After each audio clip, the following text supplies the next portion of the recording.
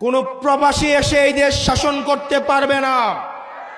যে বাংলাদেশের রক্তের সাথে, বাংলাদেশের মাটির সাথে, পানির সাথে, জনগণের সাথে যার কোনো সম্পর্ক নাই, বাংলাদেশের জনগণের নীতি নির্ধারণীতে এই প্রবাসীদেরকে,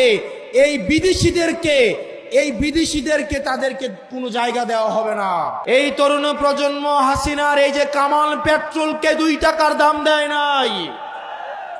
এখন যদি কেউ মনে করে এই অপার যেই সম্ভাবনার তরুণ প্রজন্মকে আবার কামান দিয়ে, আবার পুলিশ দিয়ে, মিলিটারি দিয়ে, পেট্রোল দিয়ে আবার তাদেরকে দমন করা হবে, তাহলে তারা ইতিহাসের ভুল প্রান্তে তার অবস্থান নিচ্ছে।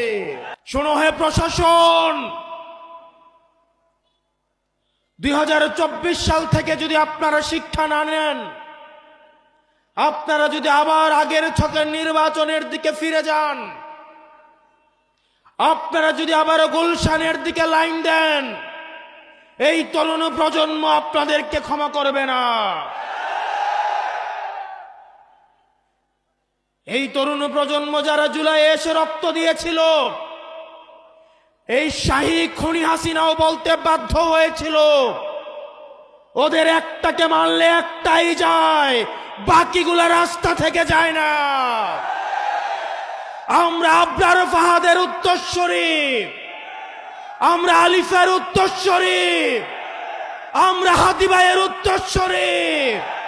সুতরাং যেসবে ডিসিএসপিরা আবার 14-এর মতো, 18-এর মতো, 24-এর মতো ব্যালট বাক্স ছিনতাই করার চিন্তা করছেন, আপনাদের প্রতি আহ্বান থাকছে, আপনাদের প্রতি আপনাদের পরিণতি হারুনের মতো এবং বেনজিরের মতো হবে।